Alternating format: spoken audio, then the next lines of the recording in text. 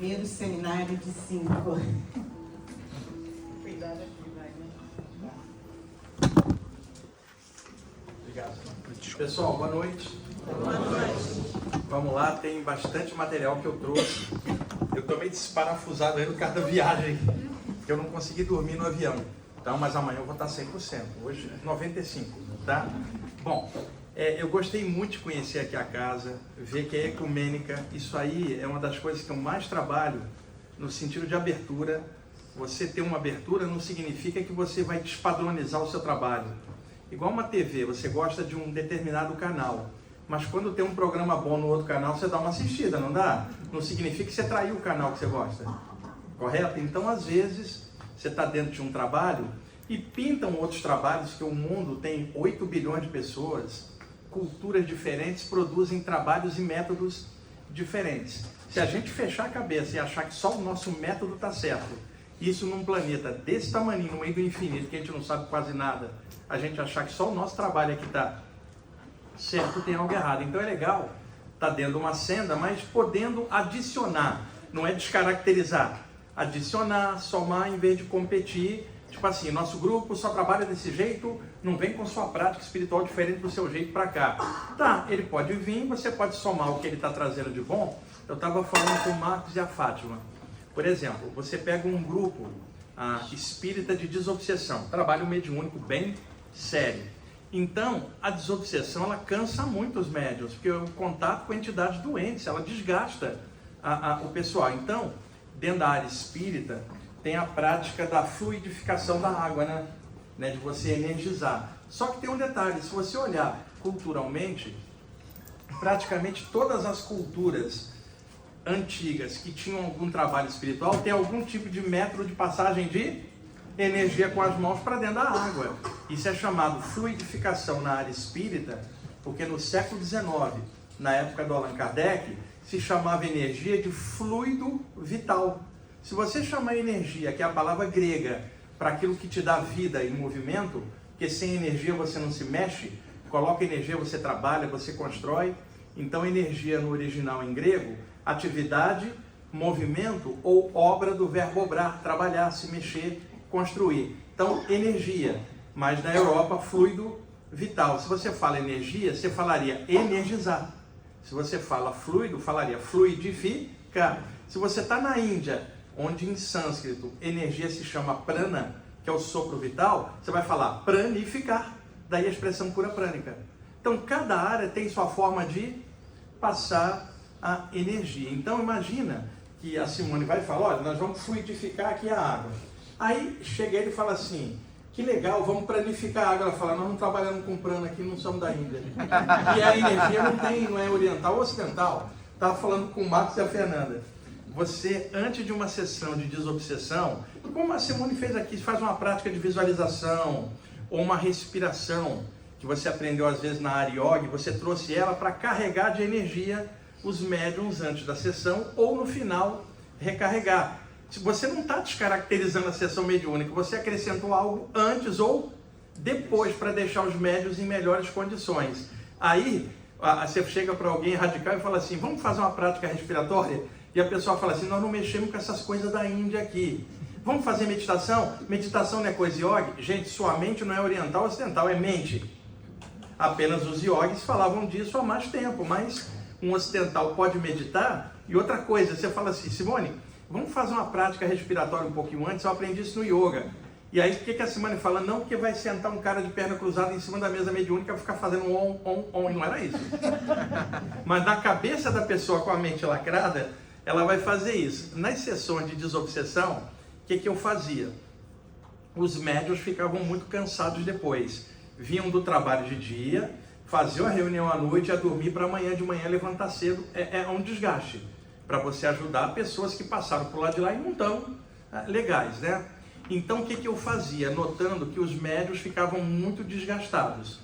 Eu levava a laranjada e energizava a laranjada antes da reunião, vários jarros, tá? Aí eu chamava laranjada fluidificada. Por quê? Durante a reunião, um médium vai acoplando uma entidade estranha, doente, e a passagem da comunicação é por aqui, pega o chakra da garganta, fica cheio de fluido negativo, energia pesada. Então, o que eu fazia? A cada entidade que você acoplou, bebe um golinho de laranjada para fluidificar as cordas vocais e outra, te dá um pouquinho de carboidrato. Para no final da reunião você não estar todo estourado. Os médios estavam recarregados no final pela laranjada. Laranjada fluidificada.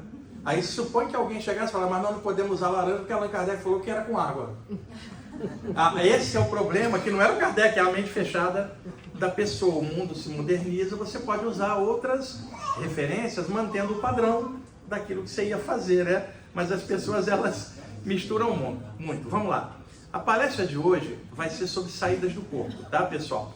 Nós vamos ter um ciclo, amanhã nós vamos ter uma, que está divulgado como chakras e projeção. Mas como eu ampliei o tema da saída do corpo hoje, e muitas pessoas aqui me perguntaram já hoje, amanhã vai ser só sobre chakras, eu vou aprofundar com vocês, que é um tema que vários aqui já trabalham, aí eu posso ampliar um pouquinho essa parte.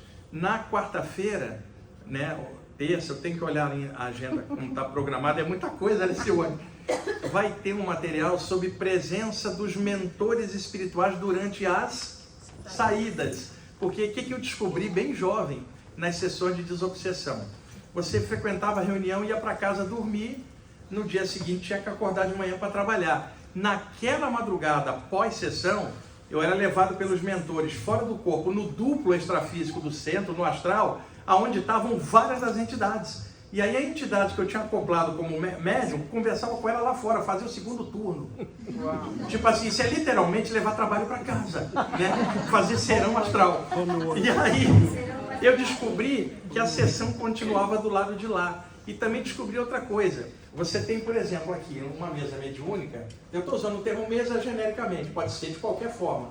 Você tem 10 médiums. No campo energético do grupo tem 300 espíritos carentes. Não dá para acoplar todos eles na mediunidade. Como é que vai fazer? Atende 10 e 290 não? Então os mentores trabalham no atacado, não no varejo. O que eu descobri? Por isso que eu falei que era legal explicar os seus médios. A pessoa sentada aqui, o médium, tá? Puxava-se um filamento energético de um dos chakras e conectava com um espírito aqui para fazer o acoplamento mediúnico. Esse espírito, por sua vez, puxava um filamento dele e aqui tinham mais 50 com o mesmo problema dele, de não aceitar a ideia da morte. Então, tudo que era falado para esse aqui repercutia cá no bolo inteiro. Então, pela incorporação de um, você melhorava 50. De tabela, eu fui vendo isso, porque eu frequentava a Fraternidade André Luiz no Rio, e tinha uma câmara de passes do lado do salão da sessão. Eu trabalhava pertinho, então saía, chegava 2h30 antes da sessão. E como era uma saletinha que tinha uma maca, e ali se fazia trabalho de cura, eu deitava para dar uma cochilada. E às vezes nessa cochilada, eu saía do corpo, atravessava a parede e via o making off da sessão que rolaria 2 horas depois. Então eu vi os espíritos montando a casa. Um bolsão de energia com 15 entidades ligadas à magia pesada, preso num campo colorido. Do lado de cá, um outro campo com outra cor, prendendo só a entidade apegada, que era diferente dos de magia. Então eles faziam os bolsões, conectava com um deles através de um médium, o que rolava aqui repercutia no bolsão. E também do mesmo jeito que a aura da gente dilata, por exemplo, segura só um instantinho para mim. Vários de vocês que aplicam passe, ou reiki, ou cura prânica, por exemplo, ou qualquer método que usa as mãos, de vez em quando sente o seguinte: está passando energia, dá uma sensação que as mãos estão ficando grandes. As mãos não aumentaram, mas o fluxo de energia nas mãos dilata a aura das mãos. Vai parecer que você está com 2 mãos estufadas, não é isso? Tá, você deitado, metabolismo baixo, ondas cerebrais baixas, você acorda, não vai ser só a aura das mãos estufada, vai ser a aura inteira. Aí a sensação que você está crescendo, parecendo que está num colchão de ar que vai... E aí a pessoa não sabendo o que é, fica apavorada. Outro dia indicaram para um rapaz fazer o Salmo 91 para cortar isso. Eu falei, mas cortar o quê? Que problema que tinha a sua aura dilatar? Você tem uma ideia, né? E aí, como dilata a aura das mãos ou a aura humana, nós estamos num salão. Então, na hora de um trabalho espiritual, os mentores dilatam a aura do salão igual dilata a aura da gente. E aí, ao dilatar, cabe 30 aqui, cabe 300 do outro lado. Isso explica a multidão de entidades ligadas a não só na área mediúnica, isso pode acontecer em outros grupos que também vibram prece, vibram mantas. a irradiação de energia que for, vai ter sempre alguém ali para pegar e captar. E aí, grupo bom sempre vai ter presença de espíritos doentes, porque é um grupo irradiante de luz. Se vocês conhecerem um grupo que não tem nenhum doente, o grupo não presta, porque não há energia boa para irradiar para ajudar o mundo. Mentores vão priorizar grupos que prestem assistência, irradiação. Não interessa a linha, eles não vão se você é católico, espírita, ocultista, materialista. Vai pela vibração que eles encontram. Tem uma prática na área espírita, o Evangelho no Lar, que é uma prática de união, a família junto, lendo o Evangelho. Como uma família de evangélico pode ler, o católico lê a Bíblia junto. E aí os mentores vão dar suporte, não porque é a Bíblia, mas porque o grupo está fazendo algo voltado. Aí você pega uma família de muçulmanos que se junta para estudar o Corão, os mentores também vão. Eles não estão presos em doutrina. Tipo assim, imagina, um mentor falando assim, eu não vou ali porque é muçulmano. Ou não vou ali porque é judeu ou porque é hindu. Nenhum mentor funciona assim, mas dirigentes de casas espíritas funcionam assim. São censores, são castradores da espiritualidade do outro. Tipo assim, irmão, eu soube que você foi num grupo de yoga, não faça isso. Graças a Deus, mas a por quê? Simone não é uma dessas. Oi? Não, eu estou dando um Graças a exemplo Simone geral. não é uma Aqui eu gostei porque não é assim. Graças a Deus. Não vai lá porque lá não tem evangelho. Lá eles gostam do Krishna, não de Jesus. Você imagina, gente, o Krishna está de férias, Jesus está cobrindo o Oriente também. E aí ele vê um cara fazendo um mantra hindu, Om Namo Narayanaya, Hare Rama Hare Krishna. E aí Jesus fala, nem vou atender, está fazendo um mantra hindu, não é minha praia. Você já imaginou algo assim de Jesus? Ou imaginou o contrário, o Jesus de férias, o Buda veio cobrir. Aí o Buda olha alguém fazendo o Pai Nosso e fala, pô, não fez o Mani Padme, meu irmão fez Pai Nosso, eu não atendo. Isso só na cabeça de uma pessoa muito trancada, limitada, porque a espiritualidade funciona de forma a somar, equilibrar, respeitando os parâmetros e daí indo em diante. Bom, vamos lá para o tema. Tem 3 temas que não tem dono. Por isso, nesses dias até a quinta-feira, eu vou abordar esses 3 temas. Por exemplo, imortalidade da consciência, a vida após a morte. Esse é um tema que interessa para todo mundo que está encarnado, não só o espírita, não só o ocultista, nem só o espiritualista. Qualquer um se interessa por esse tema, inclusive por medo, porque está na roda. E se encarnou, um dia vai? Nós somos pacientes terminais, só não sabemos o dia final. Deu a primeira respirada, já está no jogo, a caminho da morte. E outra, você não sai vivo dessa vida. Vocês não estão entendendo o que eu estou falando. Você não sai daqui com o corpo humano, mas sai com a consciência. Então, o tema da imortalidade, ele é recorrente. Todas as áreas têm alguma abordagem com os parâmetros daquela área. Aí eu chego com a Simone ali na rua, a gente está conversando de vida após a morte, passa um transeunte e fala assim, vocês dois são espíritas, né? Mas por que você acha isso? Vocês estão falando de vida após a morte como se outras áreas não falassem. Porque para a população ficou muito agregado aqui. Mas o tema da vida após a morte, eu conheço católicos que estão interessados. Quer dizer, não é um tema que alguém possa falar, uma doutrina é dona desse estudo, não. O segundo tema que é recorrente, os chakras. Qual doutrina é dona dos seus chakras? Os chakras são falados desde a velha Índia, o Egito, o ocultismo, o espiritismo, todas as áreas. É um tema também que não tem dono. E o terceiro, as saídas do corpo. Quem é dono disso? O espírita fala, o ocultista fala, o yogi fala. Então são 3 temas sem dono. Imortalidade, chakras e saídas do corpo. Nessas palestras até quinta são os 3 temas mesclados, tá? Para a gente fazer uma série bem legal que possa arejar para vocês, tá? E eu vou na sexta para New Jersey, onde eu vou fazer mais 3 palestras, e de lá eu vou para Boston, tem mais 2, aí de lá que eu vou para Miami, venho para Miami de volta para embarcar para São Paulo, uma correria, né? E eu estou chegado, tem 20 dias, eu estava em Lisboa, em Portugal, e estava em Bruxelas, na Bélgica, uma correria. E aí, por sorte, né, deu certo de poder vir aqui. Eu agradeço a Simone também recebendo aqui no grupo, tá? E eu vou tentar passar o melhor que eu puder. E uma coisa importante, filtra tudo que eu falar. Não aceite só porque eu estou aqui palestrando para você. Usa bom senso, discernimento, filtra. Pega te passar pelo crivo da razão e do bom senso. Se eu te falar algo que não tiver baseado na evolução e nem em bom senso, não pegue. Porque se a gente fizer isso com o que vê, com o que lê, com o que escuta, ninguém vai ser enganado por ninguém nunca. Porque o discernimento... Deixa eu dar um exemplo. Ele está numa reunião espiritual e aí tem alguém lá que canaliza um extraterrestre. E agora está na moda falar que é de Sirius ou de Orion. Porque isso muda. Já teve a época das Pleiades, daqui a pouquinho vou arranjar outro lugar, né? E se você falar assim, eu vim de Saturno, série B, ninguém se interessa. Pode ver, o extraterrestre tem que ser de Orion ou de Sirius. E aí alguém chega e fala assim, tem os felinos também. Sim, tem um monte de gente que tem gato em casa, não precisa ser extraterrestre para ser felino. Então tem umas coisas que você usa de discernimento. Me perguntaram outro dia, você veio de Sirius ou de Orion? Eu falei, vim do Rio de Janeiro, cara. Onde eu estava encarnado. E os boletos que me perseguem, cartão de crédito, aluguel, vêm todos no meu nome, não com o nome de outra vida ou em outro lugar.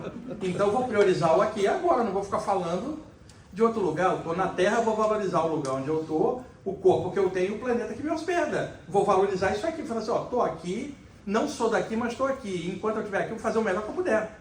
Não vou ficar com aquela coisa, pois é, eu estou aqui, mas eu sou de Orion. E aí você virou moda na internet, não é uma crítica a alguém específico, é modismo, literalmente. Então vocês vão ver que a abordagem que eu faço, ela é bem humana, natural, sem essas viajadas na maionese astral, né, de ficar inventando coisa para lá ou para cá, tipo, a pessoa vai fazer uma regressão de memória. Você já reparou que quem vai fazer uma regressão que pode ser útil para desbloquear um trauma, como pesquisa sobre reencarnação, mas por curiosidade, não, que aí está indo na base do ego. Pode olhar, pessoa com ego vai fazer regressão, ela quer descobrir que foi a Cleópatra, o rei Luís XV. Você conhece alguém que fala assim, vou fazer uma regressão para ver se eu era pilantra em outra vida? Não tem. Ela já parte do princípio. E outra coisa, a Simone chega para mim e fala assim, eu fui o Buda em outra vida. Eu falo, piorou então. Do Buda para Simone. Agora, se a Simone fala, olha só, eu peguei um cara grandão, né, Simone? Ainda bem. Agora você pega, ao contrário. A Simone chega e fala assim, lembrei que eu fui o Gengis Khan. Eu falo, melhorou. Então é sempre bom lembrar coisa ruim do passado, não coisa boa. Porque a coisa ruim te dá autoestima elevada, que você vê que você melhorou. Você fala, pô, tô legal, tô indo. Se você lembra que foi algo legal e agora está numa encrenca de novo danada, te dá depressão. O legal é lembrar erro de outra vida, não acerto. Porque você fala, de lá para cá eu tô melhorando, aí a tua autoestima cresce. É melhor lembrar que você foi o Gengis Khan do que o Buda, gente.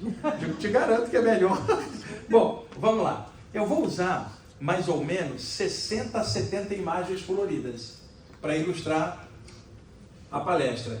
Porque aí dá uma visão de conjunto de todas as áreas, usando as imagens como didática. Então, daí de trás, dá para ver a imagem? A gente vai depois reduzir a luz, Simone, para ficar na hora. Não sei se a filmagem vai ficar legal na hora que reduzir a luz, senão a imagem fica muito clara. Tá? Aí a gente vê na hora, já já começa a projetar. Antes, uma introdução básica, tá? Levanta o dedo, quem de vocês já teve alguma vez algum tipo de experiência fora do corpo? Para eu ter uma ideia. Tá, ó, a maioria, então estão prontos para a morte. Porque eu pergunto, veja, a morte é uma saída do corpo? É a definitiva. Se a pessoa ao longo da vida foi tendo temporárias, ela já sabe como é que é e já está acostumada com esta possibilidade que ela não corre, ela admite. Ela sabe que um dia, quer dizer, mentalmente, ela já admite esta ideia. Não tem aquela treva, falar, não falo nisso. Não, você tem que falar nisso. Porque você está vivo e vivo vai desembocar. Mas não é para adorar a morte, é para poder usufruir melhor da vida sem o medo daquela treva da ideia da morte. Então alguém que tem saídas do corpo, ou que seja um médium, por exemplo, ou esteja numa estrutura iniciática, já lida com temas antes da morte, está lidando com temas espirituais. Então na hora de passar para o lado de lá, é somente a sequência do que já se estudava do lado de cá. Só que tem um problema, muita gente estuda, é só conhecimento intelectual, não vem para o coração nem para a ação. Isso explica médium chorando mais na hora da perda do que materialista.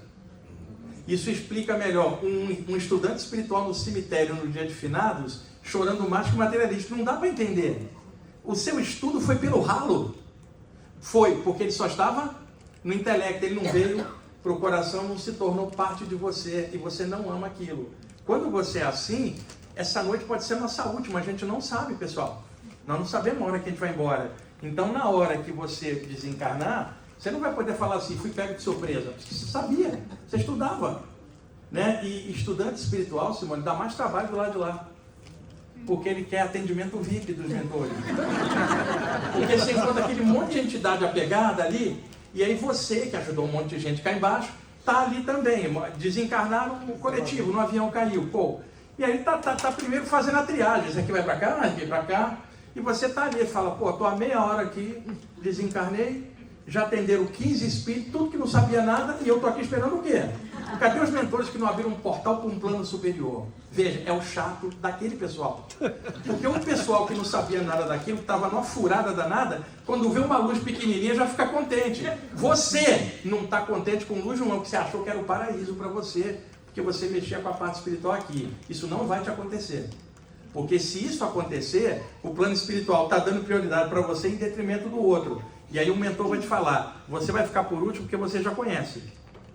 Então você vai ter paciência de esperar porque você já estudava. Aquele outro não sabe de nada, eu vou ajudar primeiro o outro. Fica quietinho aí. Aí você fica, mentor, filho da mãe, deveria estar ajudando. Eu já devia estar lá, hora. Veja, estudante espiritual chateia os mentores do lado de lá. Qual é a solução? Apagar a pessoa. Apaga, desencarna, solta ela, quando ela acorda já está no outro lugar, pronto para adaptar. Porque na hora da passagem é uma lamentação, gente.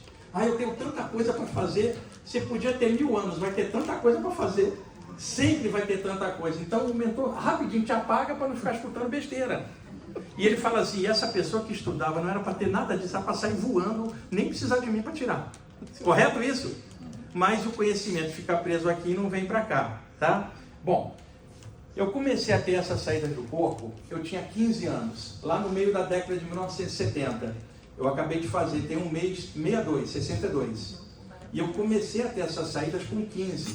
Então, de lá para cá, eu tive muitas décadas para aprofundar. Eu sempre estudei muito, mas o que me guiava era a própria experiência que eu tinha.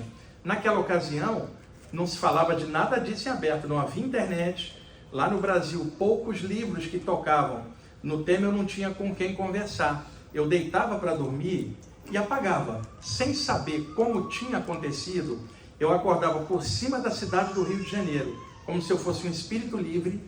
Bem alto eu vi o Pão de Açúcar, Praia do Flamengo e Enseada de Botafogo. De um ponto de vista espiritual, como se eu não tivesse forma, era um ser incorpóreo olhando de cima para baixo. Detalhe, eu estava mais lúcido lá do que eu estou lúcido aqui. Isso não é um sonho. Você está totalmente consciente e eu parado ali sentia ondas de energia subir do mar e me atravessar e eu comecei a pensar, que sensação gostosa, porque não tinha a sensação de um corpo, não tinha gravidade e uma sensação só de energia livre. Até aquele momento, nunca tinha me sentido tão vivo quanto naquele instante, mais vivo do que eu tinha me sentido em 15 anos como garoto lá no Rio de Janeiro. E aí eu comecei a raciocinar, caramba, isso não é um sonho, e eu sei que eu estou dormindo, aliás, cadê a cama? Só que a sensação de liberdade era tão grande que ela superava a minha curiosidade do que estava acontecendo. Simplesmente era uma delícia e eu solto no ar até que de repente algo me pegou aqui atrás, me fisgou, um puxão. E nesse puxão me senti em frações de segundo caindo dentro do meu corpo. E na hora de eu cair, aquele solavanco. Peraí, eu estava lá no Flamengo, Praia do Botafogo, Pão de Açúcar. Eu estava lá, eu não tenho dúvida. E agora eu tive a sensação de cair de lá para cá. O que foi isso? Eu não tinha dúvida do que tinha rolado. Não tinha a menor explicação. Era um jovem de 15 anos. E na ocasião, eu trabalhava num escritório no centro do Rio de Janeiro, como office boy, e à noite fazia o 2º grau, o colegial. Então, eu era um jovem absolutamente normal, trabalhando, estudando, ia ao cinema, ia à praia, namorava e jogava no time de futebol do bairro. Totalmente integrado, gostando muito de rock progressivo e hard rock daquela época. Beatles, Rolling Stones, The Who, Yes, Deep Purple, Led Zeppelin, Queen, Pink Floyd. Eu sou apaixonado até hoje, né? Então, eu fui crescendo como um jovem normal e essas experiências foram emergindo sem eu ter procurado nada, sem eu ter lido nada. Um amigo meu falava assim, Era assim na época, para que você foi se meter com essas feitiçarias? Era o conceito da época, né? E eu falava, cara, eu não fui me meter com nada, eu deito e acordo nesta condição sem saber. Eu preciso estudar para entender o que estava rolando, mas não haviam livros que eu pudesse estar estudando. E a minha sensação de solidão era muito grande, porque isso começou a acontecer 3 vezes por semana, aleatório. Deitava e apagava. Quando acordava, estava bem alto, por cima de florestas, cidades, como se eu fosse um ente invisível, sempre olhando de cima, e a sensação de uma fisgada atrás e a queda dentro do corpo. Eu já comecei a deitar torcendo para aquilo acontecer, que eu não sabia o que era, mas era muito gostoso. A sensação de energia, de liberdade, e isso começou a ficar algo mais normalizado para mim. Eu já deitar esperando que aquilo... Eu não sabia como acontecia, eu apagava, quando acordava já estava naquela condição. E isso mata também 2 mitos que muita gente falou ao longo do tempo. Que para ter saídas do corpo, você precisaria ser iniciado numa fraternidade esotérica, em algum grau, ou que você precisasse ser médium desenvolvido para... Isso era o que se falava na época. Eu não tinha estudado nada e não frequentava lugar nenhum. Eu era a prova viva de que aquilo podia acontecer com alguém fora desses meios. Porque eu não era médio, não era iniciado, eu era um garoto de 15 anos escutando Pink Floyd. Tá? Eu era fora da curva, né? Então, lentamente fui me adaptando àquele tipo de experiência. E outra coisa, se você está no hospício e você está lúcido ou lúcida, os malucos vão estranhar você. Porque se você está lúcido ou lúcida no hospício, os malucos olham para você, se juntam e falam assim, aquela pessoa ali é estranha. A Terra é um manicômio do sistema solar, pessoal. E aqui, se você tentar ficar lúcido espiritualmente, todo mundo vai te olhar meio atravessado. Mas o problema é deles, não é teu. Você ficando lúcido no meio do manicômio. Então não espere entendimento de família, amigos sobre a tua espiritualidade, que vai ser o contrário. E em casa, deixa eu dar um exemplo para vocês, tá lá sua família assistindo o Big Brother, um programa desse aí, no sofá da sala. Simone, você está no seu quarto meditando, lendo, estudando, aí sua família não te entende, fala assim, podia estar junto com nós aqui assistindo o Big Brother, mas não é assim que sua família fala, desde que começou a mexer com macumbaria, ela está estranha, não é assim? Vê, e outra, você está no teu quarto estudando, e aí você acendeu um incenso de sândalo, que eu também gosto, é o incenso do Shiva. E aí a fumacinha sai por baixo da porta, Simone. A sua família está toda aqui, vê a fumacinha, eles não sabem a diferença de incenso para defumador. E aí quando vê a fumacinha, seu pai vira para sua mãe, seu tio, seu marido, qualquer um, mulher, fala assim, agora está trazendo defumador, só falta incorporar o Exu. Né? Aí você coloca um mantra lá, Om Namah Shivaya, do Shiva. E aí você fala uma pronúncia aí, Yogi, Shambho, quer dizer, Senhor da Alegria. Om Namah Shivaya, Oxambô. Oxambô, Senhor da Alegria. Seu pai está aqui na sala, ele escuta você falar, Om Namah Shivaya, Oxambô. Ele fala, meu Deus, agora chamou Xangô. E esse pessoal assistindo o Big Brother acha que você que é o estranho. Quer dizer, no hospício vai parecer que você é o estranho. E na minha casa, eu caí na besteira de contar que eu tinha saído do corpo. O meu pai era materialista, minha avó católica, minha mãe evangélica e 2 irmãos de igrejas evangélicas diferentes que não se falavam. Aleluia. Eu tendo saída do corpo nessa casa. O meu pai materialista, ele simplesmente dizia, não quero conversa sobre isso, que isso para mim é loucura. Não vou falar com você sobre isso, isso é loucura. Já nem queria papo. A minha mãe era evangélica, minha avó era católica. As duas brigavam com a Bíblia na mão, por motivo ideológico, né? Você imagina, uma xingava a outra em nome de Jesus. Porque uma era evangélica, a outra era católica, era ideológico o processo. Elas duas nunca concordavam com nada, porque era uma disputa quem tinha mais Jesus no coração. E elas nunca concordavam em nada. No meu caso, elas abriram uma exceção. Era a única coisa que elas concordavam. O garoto está com o diabo. Então eu passei uma pressão em casa. A essa altura eu comecei a comprar diversos livros para tentar entender. E é claro que nessa busca eu lia de tudo. Espiritismo, Umbanda, Yoga, Ocultismo, Teosofia. Tentando entender o que estava acontecendo comigo. Mas como eu estava estudando de tudo, eu não prendia minha cabeça em doutrina alguma. porque o que estava acontecendo comigo, nenhuma doutrina explicava especificamente. Só tinha conceitos gerais, mas não tinha como fazer aquilo. Então, o que eu fazia? Pegava um capítulo de um livro, pegava o de outro e ia juntando. O livro dos Espíritos de Allan Kardec, que é em Perguntas e Respostas, o capítulo 8 se chama Emancipação da Alma. São as saídas do corpo dentro do enfoque espírita, a partir da pergunta 401 em diante. Tá? O enfoque era espírita, o que era natural. Aí eu pegava um livro de ocultismo, que tinha um capítulo sobre saídas do corpo. O enfoque era mais esotérico, diferente do espírita. Eu tirava o capítulo. Pegava um livro de teosofia, tinha um capítulo sobre saídas do corpo. No enfoque teosófico, eu tirava o capítulo. Como eu não queria enfoque nenhum, só queria entender o que estava rolando, eu juntava os capítulos e ia vendo, por analogia, onde que aquilo que eu estava lendo ia ao encontro da experiência que eu estava tendo para eu poder discernir. Eu não tinha outro parâmetro a não ser a própria experiência. Nessa busca toda, eu descobri um monte de coisas na literatura e a experiência fora do corpo, corroborava ou não aquilo. Então a primeira coisa que eu descobri, se alguém está dentro de uma área, nos parâmetros daquela área, e vai falar de saída do corpo, ele vai adaptar a saída do corpo dentro do padrão. O outro padrão vai adaptar de outro jeito. Então a experiência ela é engessada por doutrinas, cada uma de um jeito. Como eu estava estudando aquilo sem doutrina nenhuma, eu via claramente que um falava algo, o outro falava contra, porque eram doutrinas diferentes, mas eu não estava interessado em doutrina, eu queria entender as saídas do corpo. Então, eu descobri coisas que eram mitos e coisas que realmente funcionavam. Então, por exemplo, um determinado autor dizia assim naquele livro: deite com a mente tranquila, emoções plácidas, eleve o pensamento a um poder maior, esqueça dos problemas do dia a dia, limpa a mente, que você está na borda de entrada do sono, que é a capacidade de você ir em outro plano para depois voltar. Não entre no sono com pensamentos da vigília, porque isso vai prender você neste plano. E aí eu descobri que isso funcionava. Quer dizer, era uma coisa que eu encontro, mas outras coisas não. Li um livro, o autor dizia: para ter saída do corpo num plano elevado, durma vestido de branco. Eu dormia de cueca no calor do Rio de Janeiro. Isso não batia com a minha experiência, eu não dormia de branco.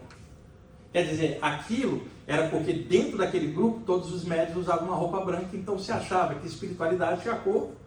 Mas no hospital, você vai no hospital, o médico está vestido de branco, mas tem hospital que o médico está vestido de verde ou azul. Então aquilo era um padrão doutrinário, aquilo não batia comigo. Vinha também um outro autor dizia: quer alcançar um plano elevado, fique 3 dias sem fazer sexo. Eu tinha uma namoradinha, tinha atividade sexual normal, um adolescente do Rio de Janeiro. Eu então fui fazer o que o tal livro estava dizendo. Gente, eu ficava sem fazer sexo 3 dias, não acontecia a saída e pior, eu ainda ficava nervoso. Você imagina um adolescente cheio de hormônio. Então, aquilo não batia, era engessamento doutrinário. Aí você pegava um outro livro de tantra e dizia: faça muito sexo. Então eu não estava afim desse tipo de oscilação, eu estava querendo entender o que estava acontecendo. Então fui comprando muitos livros. E aí um dia eu chego em casa, minha mãe tinha espalhado meus livros na cama dela e estava com uma tesoura para picotá-los em nome de Jesus. Picotar meus livros, gente. Eu já era um adolescente forte, ela já não podia me segurar. Eu então peguei a Bíblia dela e peguei um facão. Vocês lembram como é que é um adolescente, né? Adolescente é radical. E outro problema era ela, não era eu. Peguei a Bíblia dela e falei assim: se tocar nos meus livros, eu vou picotar sua Bíblia e vou tacar fogo no final. Começa aí que eu quero começar aqui. E eu ia fazer. Vocês sabem como é um adolescente. Minha mãe, vendo que eu ia fazer, largou a tesoura. Falou assim: nunca mais eu toco nessas coisas do diabo. Ok, nunca mais eu toco na sua Bíblia. Estamos acertados? Estamos, mas de hoje em diante, fica com o diabo que eu não sou mais tua mãe. Isso para você entender o que é um fanático com a Bíblia na mão.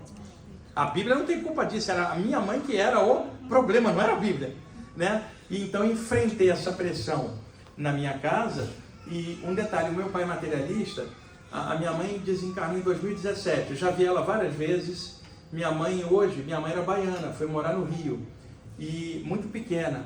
E aí minha mãe me disse que está na área astral da Bahia, recuperando a baianidade dela, porque a religião tosou ela. Minha mãe tinha uma amiga do candomblé, que era uma grande amiga dela, a madrinha do meu irmão caçula. Minha mãe virou evangélica, parou de falar com a candomblessista. E aí essa senhora, dona Nazira, desencarnou com o tempo. Imagina, minha mãe desencarnou, numa das saídas do corpo, quem que aparece para mim? A dona Nazília falou, estou cuidando da tua mãe. Quem ajudou a evangélica foi a candomblessista, eu vi, estava fora do corpo. Não tem engano. Então, a mente dela foi ficando muito fechada. Tinha um disco do Led Zeppelin, que é o Physical Graffiti, de 1975.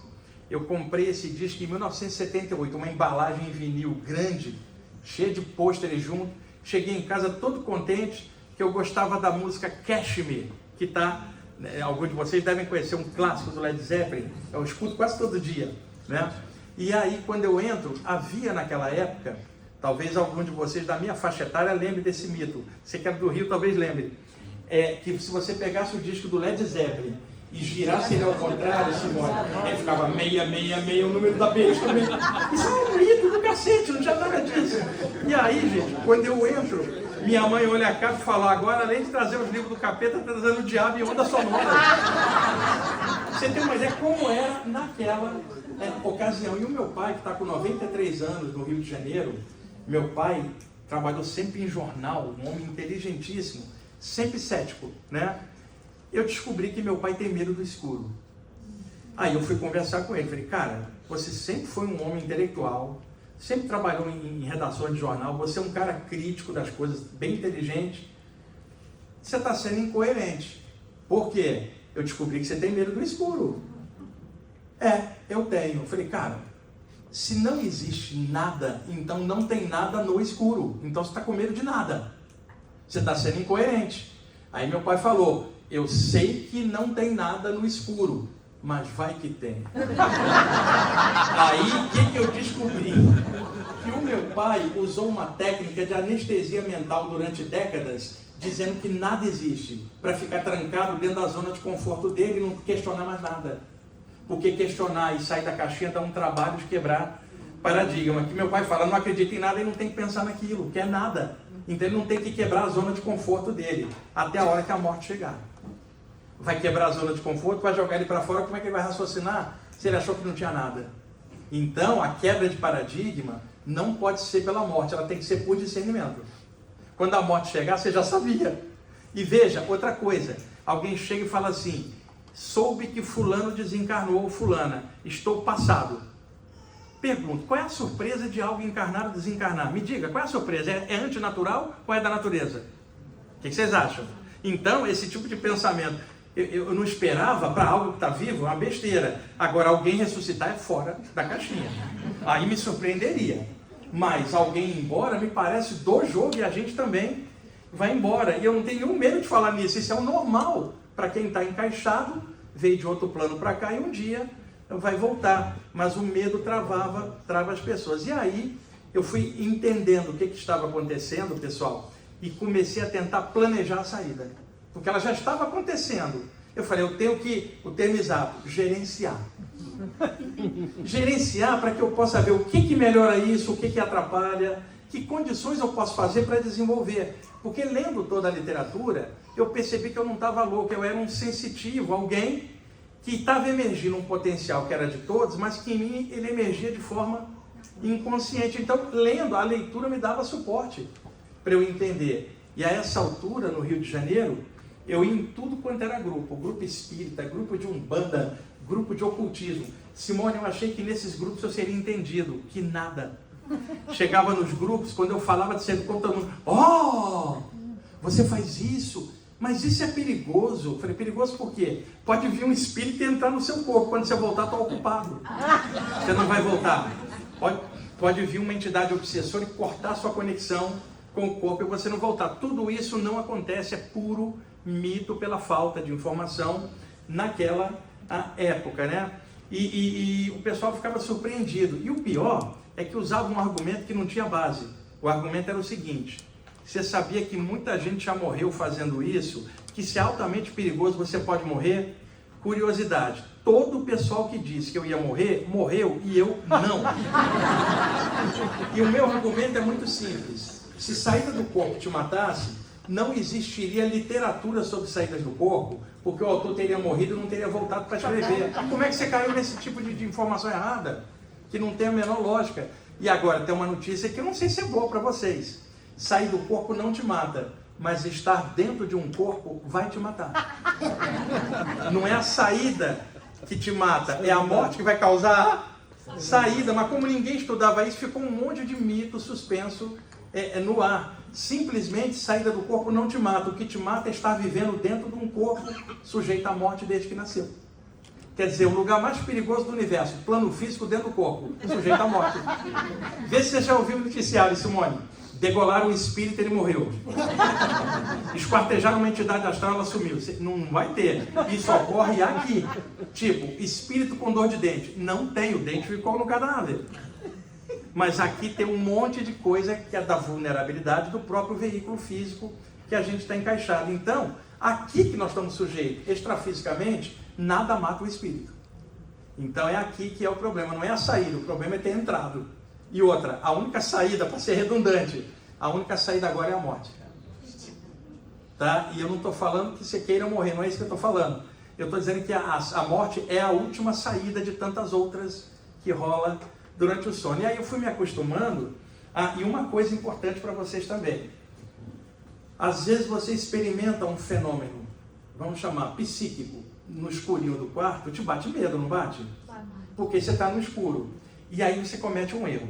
Na hora que você tem medo, as glândulas suprarrenais, que fazem parte do sistema endócrino, descarregam adrenalina na corrente sanguínea. A adrenalina acelera o metabolismo, que é para você enfrentar o perigo ou correr dele.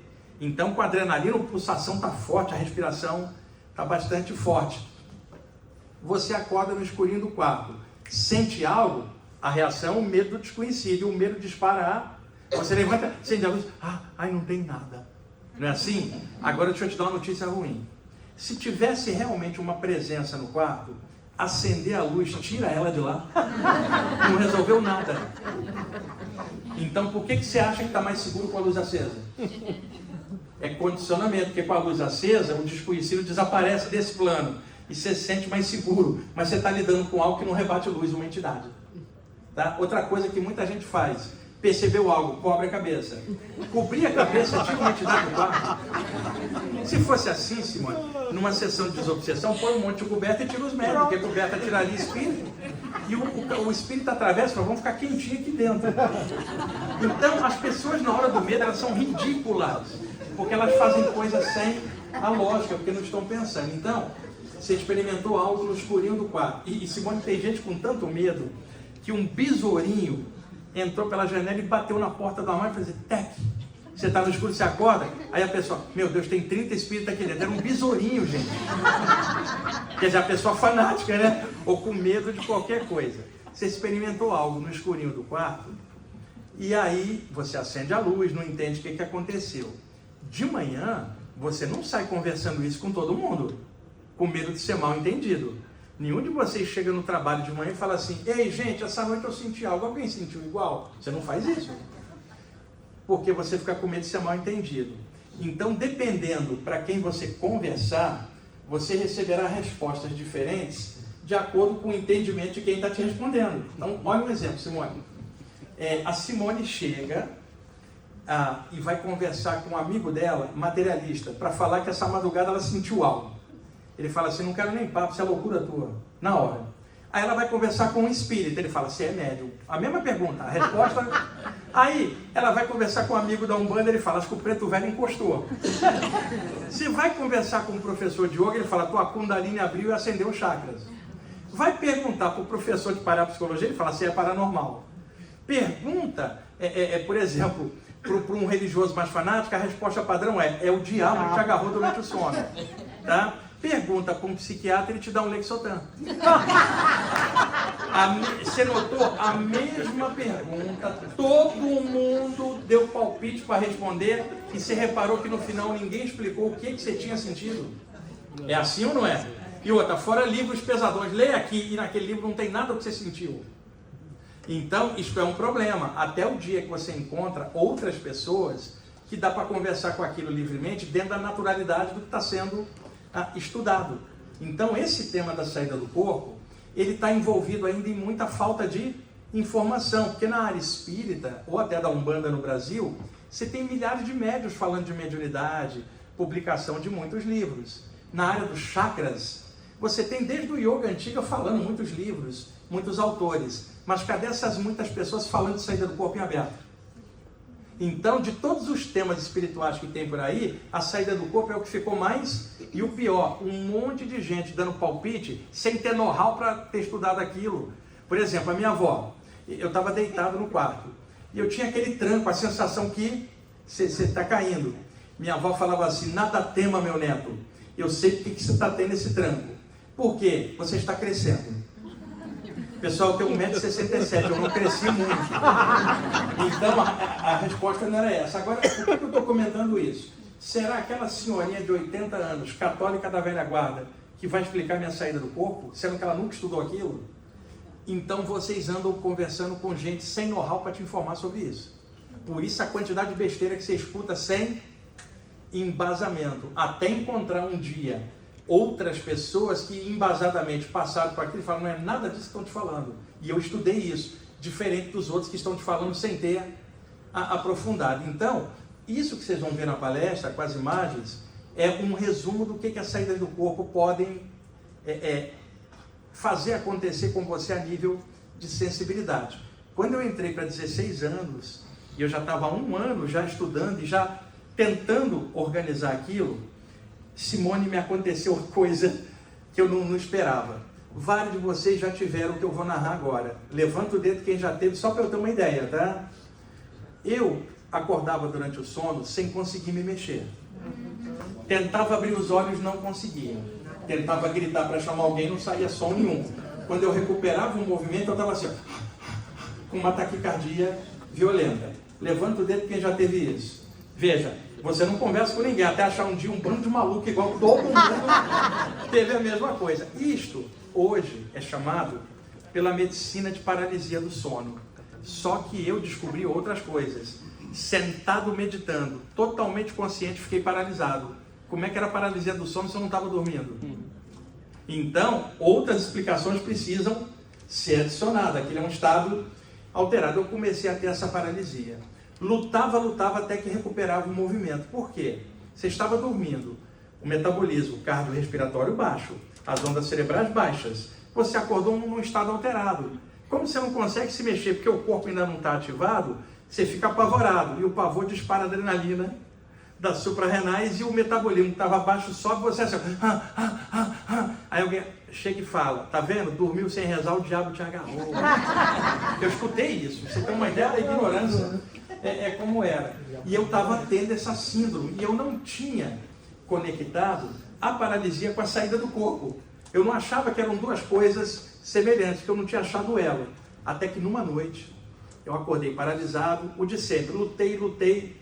E essa noite estava diferente. O movimento não voltava. Lutei, não voltava. Simone, eu pensei, morri. E aí eu comecei a pensar besteira. Eu tinha 16 anos, um adolescente.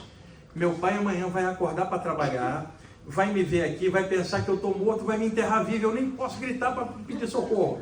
Comecei a pensar besteira. Forcei para mexer. Quando eu descobri que não voltava o movimento, eu me entreguei. Mentalmente eu fiquei quieto e pensei que aconteça o que tiver que acontecer. E fiquei esperando algo acontecer, a mão de Deus descer em mim, uma luz, alguma coisa. Já que eu estava morto, né? Não conseguia mexer nada. E aí eu fiz uma prece. Olha a minha prece de 16 anos. Ó Senhor, eu trabalho de dia, estudo à noite, eu não fumo, eu não bebo, tentando parecer bonzinho na hora final. E aí, eu ainda me lembro que eu pensei assim, a única coisa que eu fiz de errado foi pegar a filha do vizinho, mas ela que me seduziu. Botei a culpa na moça, para parecer alguém muito bonzinho. Quando eu parei de tentar me mexer, quer dizer, a agitação mental, aceitei a paralisia, fiquei esperando, eu escorreguei pelo meu lado esquerdo, a sensação é escorreguei, virei no ar e pela primeira vez eu estava vendo meu corpo sem eu estar dentro. Porque até então, deitava e apagava e acordava longe. Dessa vez, o meu corpo, um cara igual eu, mas eu era esse, eu não era aquele. Olhei, pulei rapidamente, Simone, para dentro do corpo. Não dormi mais aquela madrugada. Na noite seguinte, acordei paralisado de novo. Aí eu usei inteligência.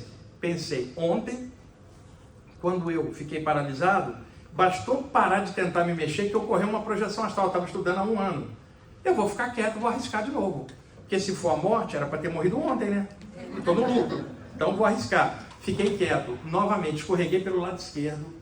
Virei no ar. Olhei o corpo e cruzei os meus braços e pensei, qual dos dois sou eu?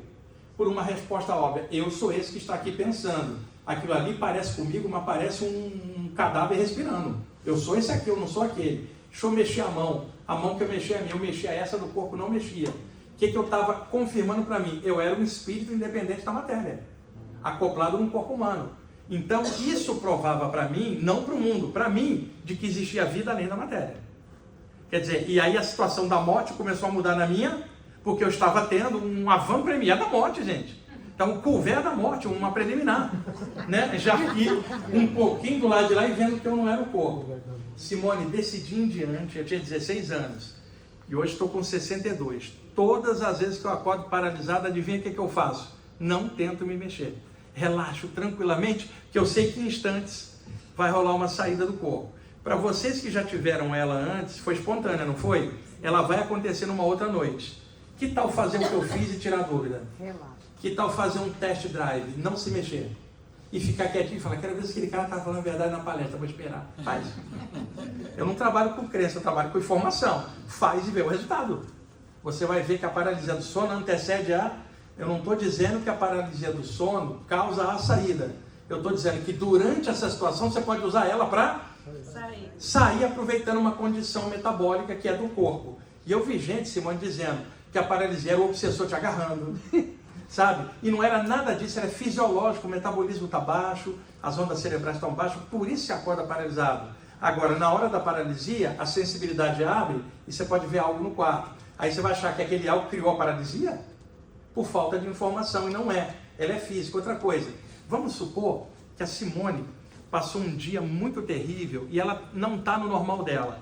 Está irritada, traíram ela, sacanearam ela e ela está pilhada, danada da vida com um monte de gente. Um dia atípico, espero atípico.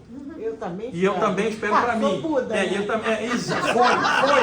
Foi, agora não é mais. E aí, e comigo também, espero que... Pois bem, uma entidade encosta na aura dela e acopla, porque semelhante atrai semelhante. Ela está o dia inteiro com a entidade que também é irritadiça. À noite, ela dormiu. Se ela tiver uma saída do corpo, quem é que ela vai encontrar na saída?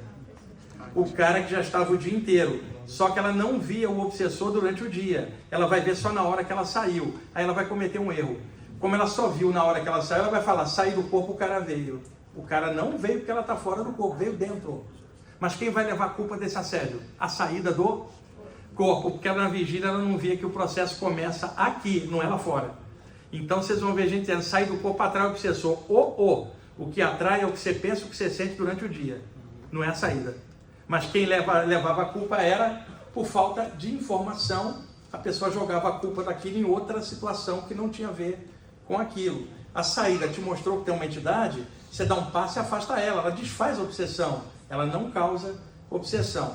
E aí, resumo da história, que é essa parte que eu vou contar agora, e tudo isso que eu estou contando faz parte da palestra, que já estou esclarecendo vários mecanismos.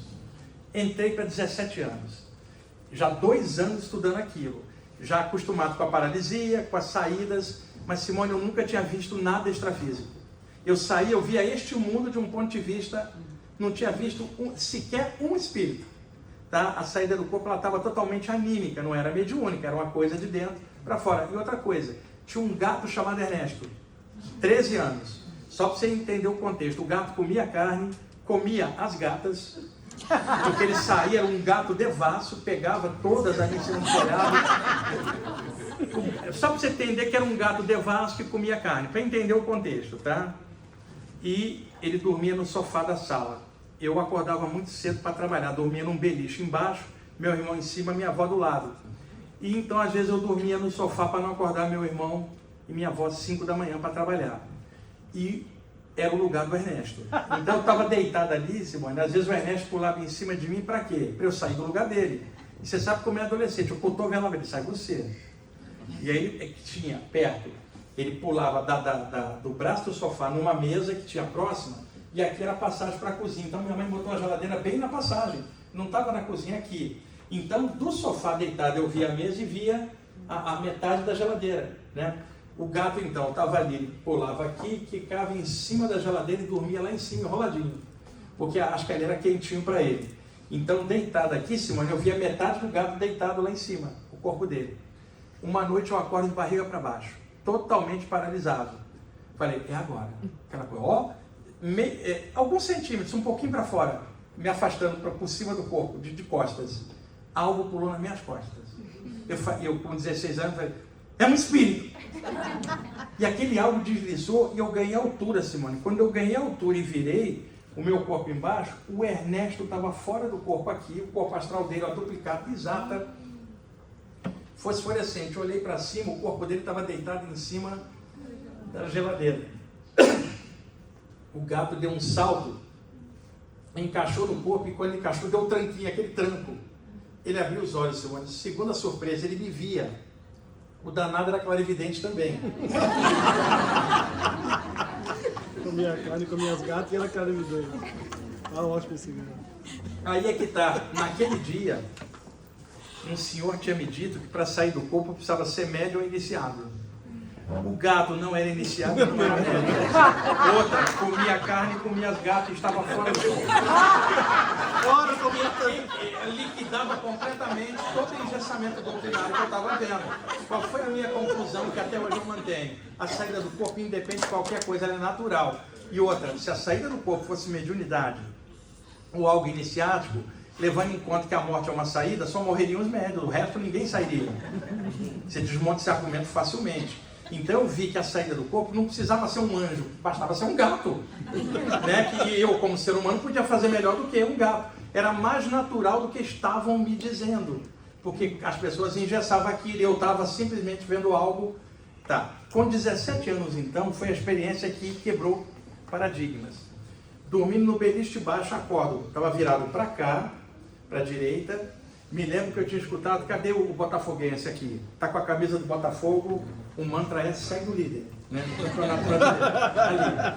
Eu tinha escutado um jogo do Botafogo, cara, no radinho de pilha, nacional, daquela época, década de 70. E dormi ali, escutando a resenha esportiva, eu gosto de futebol. Estava virado para o lado direito, o radinho embaixo do travesseiro. Eu acordo de madrugada, gente, e resolvo me virar para o lado esquerdo. Quando eu virei, o corpo espiritual virou, o corpo ficou. Virei e saí rolando no ar, rolando. Parei, olhei meu corpo embaixo, na altura já do beliche em cima, o meu irmão crente, com a cabeça astral já meio para fora. Se eu contar, ele não acredita. Olho para a esquerda embaixo, o corpo da minha avó roncando. E eu no ar, no meio do quarto. Atravessei a porta do quarto, passei pela cozinha e entrei na sala. Quando eu entro na sala, eu estava já 1,5 metro no ar. A maior surpresa da minha vida. Tinham 8 espíritos me esperando. Eu não estou falando bolinha de gás, fantasminha, Gasparzinho. Eu estou falando 8 pessoas. Só que eu olhava, eu via através deles, eles eram translúcidos. Aí dá para ver que é alguém que não é daqui, mas era pessoa. Porque é importante falar isso para você, que uma entidade que está ali não é uma alma penada, é alguém que viveu aqui e hoje está do lado, é uma pessoa. Porque é assim, você tem sua vozinha que você adora, seu tio, desencarnou tem 1 ano. De repente você acorda na madrugada do quarto e de repente essa pessoa está ali, veio te visitar. Você começa a gritar. O que você fez? Transformou sua avó, seu tio, num fantasma do além. Isso é uma falta de respeito. Como é que pode minha vozinha que eu amava tanto ter virado um fantasma? E por que eu não falei, oi vó, como é que você está? Porque eu acho que já não é minha avó, virou um espírito? Não, já era aqui dentro, só saiu. Então eu comecei a ver que espíritos eram pessoas, e de pessoa eu não tenho medo. Veja a diferença entre um fantasma e a noção, e outra, eram 8 homens, era um grupo de médicos extrafísicos. Depois eu fui ver espíritos com aparência feminina, mas ali eram 8 caras vestidos de branco, translúcidos, uma energia maravilhosa em volta, que não deixava dúvida da procedência. 2 deles se destacaram. Um rapaz negro de uns 30 anos, bem simpático, e um outro de uns 50 anos de bigodinho. Esse de 50 anos de bigodinho chegou, estendeu a mão extrafísica dele, vamos lá, para mim, ó, e fez assim um aperto de mão. Gente, na hora que ele estendeu a mão, o gesto era tão humano que eu estendi a mão. Não era tipo assim, não tinha isso, era tão normal que eu apertei a mão do cara, sabe? Quando eu apertei assim no ar, telepaticamente ele falou comigo. já estava na hora de nós nos conhecermos. Eu falei, como? Eu nunca vi você? Pois é, está na hora de nos conhecermos. Nós estamos acompanhando sua saída do corpo desde a primeira, só que você nunca viu a gente. Porque nós estávamos em outro plano. Agora chegou a hora de nos conhecermos. E aí ele me falando assim, mente a mente, nós sabemos que você não tem com quem conversar. Sabemos de tudo que você está estudando, porque nós estamos te observando.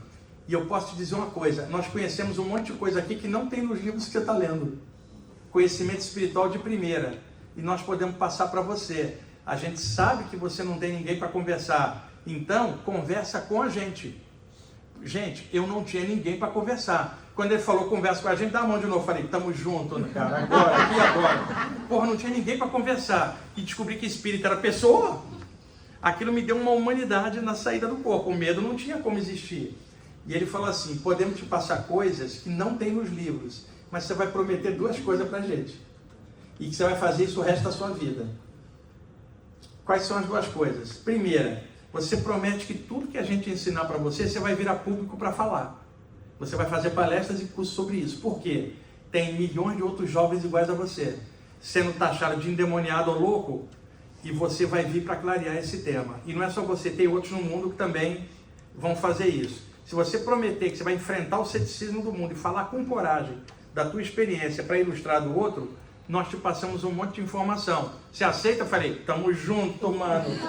Porque até aí tava, porra, o tema que eu adorava, né? Mas a segunda era uma encrenca. Falou, a segunda é a seguinte, segura aqui para mim. Estende as mãos para cima, pensa numa luz branca permeando as estrelas, que é a luz da criação. Imagina essa luz descendo em você e saindo pelas suas mãos. Desceu uma coluna de luz branca, eu estendi as mãos, saíam clarões. Eu aprendi a dar passe, não foi na reunião, foi fora do corpo. Tá? Aprendi direto a mexer com energia com as mãos. Depois eu fiz reiki, fiz cura prânica, para entender tudo de conjunto. Aí alguém fala assim, você não quer fazer o aprofundamento do reiki? Não, que tal você sair do corpo e pegar direto lá fora? O que você está pegando da cópia é cá embaixo. Porque eu estava tendo acesso direto na origem, por que eu vou querer a filial? Já estou direto no mundo espiritual, não vou ter um mestre cá embaixo que eu não preciso, já peguei lá fora. E aí eu descobri aquela força da luz nas mãos, e ele falou, entendeu? Entendi. Passou por trás de mim, me puxou por aqui por trás, você vai entender por que aqui daqui a pouco, me puxou. Eu me senti atravessando milhares de prédios de costas, em frações de segundo, atravessando o Rio de Janeiro, em segundos. Me vi num campo de futebol, na beira de um morro, uma comunidade no Rio, onde tinha um campo de futebol que eu já tinha jogado lá. Do lado tinha uma vala de esgoto aberta.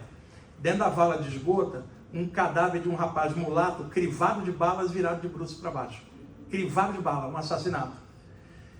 Eu estou no ar com aquele espírito bigodinho, ele falou, faz o que eu te ensinei na tua casa, passa em cima dele, pensa numa luz e estende as mãos. Eu fiz direitinho, fui flutuando, pensei naquela luz, fiz assim na direção. Para minha surpresa, quando saíram os clarões, o cara tinha morrido e ficado preso, ele pulou para fora do corpo, o espírito, eu soltei ele sem saber como. Uma duplicata exata no ar, pessoa, não é bolinha de gás. Um cara igualzinho, apavorado, sem saber o que tinha acontecido, um facho de luz desceu e sumiu com ele, arrebatou ele. Eu virei para aquele espírito bigodinho e falei assim, escuta, para onde que ele foi? E aí, Simone, ele me deu a típica resposta de mentor espiritual. Mentor adora fazer isso. Eu perguntei, para onde que ele foi? E a resposta foi, vocês vão reconhecer isso. Na hora certa você vai saber. Mentor adora dar essa resposta padrão, standard. Quando ele não quer falar de um tema, ele fala isso. Na hora. Aí eu falei assim, mas peraí, se era para passar energia para ele, por que vocês mesmos não passaram, foram me buscar para passar? Ele me disse que ele vinha de um plano mais sutil e o cara estava ainda agarrado no campo energético planetário. A energia dele atravessaria o corpo astral do cara, mas que eu estava fora do corpo igual a ele, mas ligado ao corpo, e portanto com uma energia mais próxima da de um espírito preso nesse plano. Isso explica a utilidade de um médium intermediário. Eu estava vendo isso lá fora, que tem gente que fala, por que os espíritos servem para pegar nos médios? Porque sozinhos eles atravessam. Nesse plano precisa de nós, no outro plano não precisa de nenhum de nós. E aí ele falou, tem uma equipe esperando ele do lado de lá. Ele sumiu, que na hora que você passou a energia, mudou a vibração, ele passou para outro plano, a equipe está só aguardando para internar ele do lado de lá. Volta para o corpo agora para você lembrar. E não esquecer. E lembra do compromisso que nós assumimos. Você vai fazer isso a vida inteira. Eram duas coisas. Falar em público e agora aplicar energia em quem está preso para soltar. Você vai fazer isso o resto da sua vida. Em troca, nós te passamos informação. Gente, eu era um jovem só de 17 anos. Não frequentava lugar nenhum. Estava lendo para tentar entender e com uma responsabilidade dessa na minha mão. E daquela noite em diante, em várias noites, eu sou tirado para aplicar passe em pessoas que não ficaram legais. E isso é uma promoção que a Simone não falou para vocês. Nem a Fátima, nem o Marcos. Que é a seguinte, você devia ter botado isso assim. Tipo, quem vier na palestra, morrer e ficar pegado, me procura que eu te solto. E com um detalhe, Simone, fala assim, eu estava na palestra e Orlando, eu passo você na frente para os outros. Eu faço a promoção, isso. E aí, nisso, eu fui conhecendo esses meandros do plano espiritual muito jovem e muito cedo, e outro, achando que espírito era gente. E isso me deu uma vantagem, porque quando eu via médios falando de espírito, era como se fossem deuses. E eu descobri que eram apenas pessoas num nível mais amplo, que estão fora do corpo e podem dar uma dica como amigos entre planos. Tipo, um irmão mais velho que ajuda o mais novo, um sensei de artes marciais que ajuda o discípulo, um professor que ajuda o aluno, mas não é um Deus. Isso tirou o véu que eu tinha de entendimento. Por exemplo, fique em pé aqui para mim, só para dar um exemplo. Suponha que ele é um mentor. Eu nunca vi ele, então toda hora eu, mentor, poderoso mentor, iluminado mentor.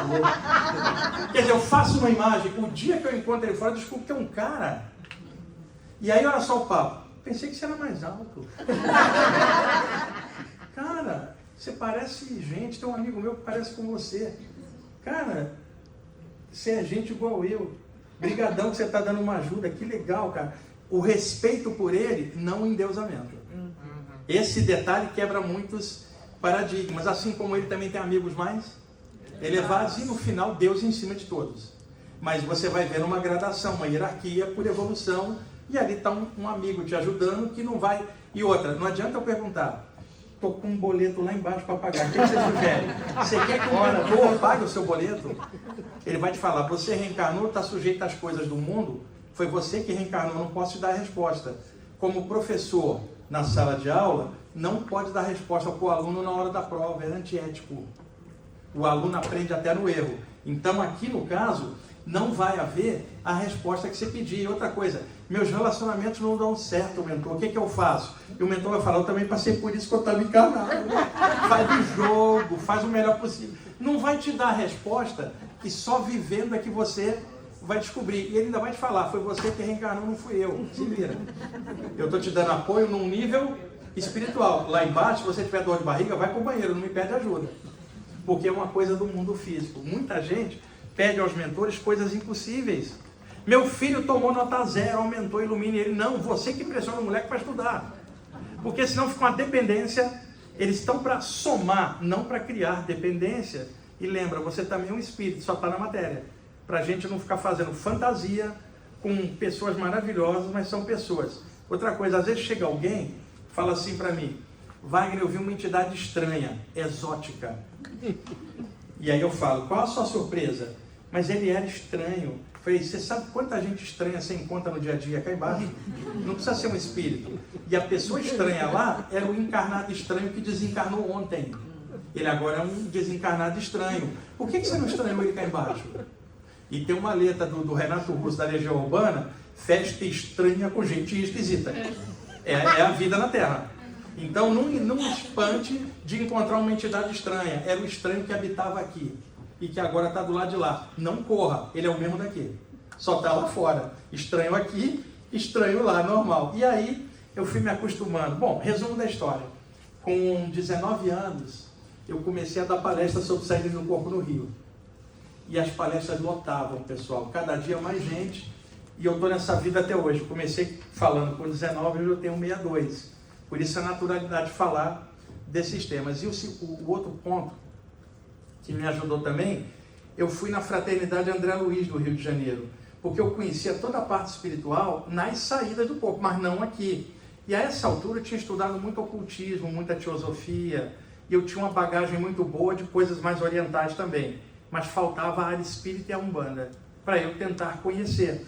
E aí eu comecei a ir na Fraternidade André Luiz, no bairro da Penha, no Rio de Janeiro, e comecei a frequentar as sessões de desobsessão. Lá, comecei a participar, primeiro como o cara que falava com os espíritos, depois como médium acoplando.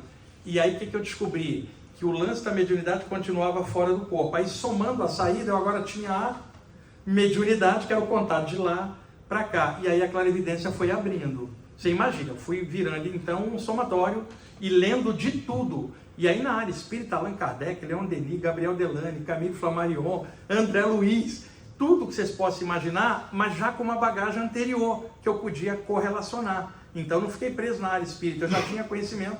Eu peguei a área espírita e adicionei naquilo que eu... Mas como eu estava num grupo espírita, durante anos, eu ia para casa, dormia, fora do corpo eu vinha para dentro do astral do centro para continuar o trabalho. Eu fui vendo um monte de coisas nas sessões mediúnicas, aí foi somando. Bom, resumo da história. Aos 33 anos, numa saída do corpo, eu tive uma regressão de memória espontânea lá fora. Nesta regressão, lembrei de uma vida na Índia, pessoal. Sabe o que eu fazia? Dava aula de Vedanta, Yoga e Sânscrito. Quando eu caí dentro do corpo, eu lembrava. E eu sabia falar o sânscrito da noite para o dia sem ter estudado. Eu virei um craque em mantras e chakras. Porque eu lembrava lá e agora tinha somado com o lado ocidental, fazendo um mix muito criativo, que é o que eu vou te mostrar na palestra amanhã. E aí entrou esse lado oriental na parte esotérica, a parte espírita, aí eu fui estudar Umbanda. E aí ia dar uma palestra num grupo de Umbanda. Quando era de madrugada, eu saía do grupo, tinha uma entidade da Umbanda na minha frente. Falei, você não queria conhecer a Umbanda? Conhece direto aqui, não lá embaixo, Umbanda é aqui. Né? E eu vi Exu, vi Preto Velho, tudo fora do corpo. Porque no astral do Brasil tem muito índio desencarnado, como na América do Norte, e muito negro. E esse pessoal precisava trabalhar, né, gente? E eles não podiam se manifestar nas sessões espíritas, porque o Allan Kardec era francês. O espiritismo, ele é europeu, mas ele ficou fundamentado no Brasil, espalhou aqui não, lá, no Brasil. E o que acontece? No astral do Brasil tinha muito índio, e os índios tinham práticas com a natureza, que era o ambiente onde eles estavam. Prática com árvore, com água, com flor, usando energia. Já que do lado de lá, eles manipulavam a energia da natureza, que um espírito da França não tinha, porque não tinha floresta lá.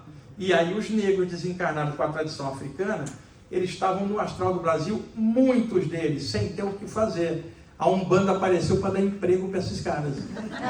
Em 1908, em Niterói, seu Zélio, o caboclo fundamentou a Umbanda, e aí no Brasil começou a fluir essa outra área afro-brasileira, mas misturada com branco e com índio, numa amálgama bem universalista. E foi assim que eu comecei a ver no Brasil, no astral, entidades ligadas a esse movimento, que também foram, só para você entender, eu já morando em São Paulo há muitos anos, tinha um centro espírita em Vila Valqueire, perto de Jacarepaguá, no Rio.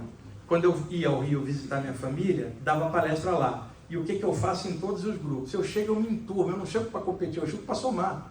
E passar o que eu posso e aprender com aquele grupo. Então dava palestra um sábado à tarde e ficava à noite para assistir a reunião de Umbanda.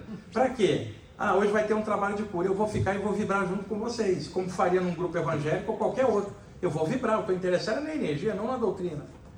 E aí tinha um Exu que incorporava na médium da casa, e aí todo mundo falava, esse Exu é o mistério da casa, porque ele é super misterioso. Ele sempre fala, na hora certa você vai saber.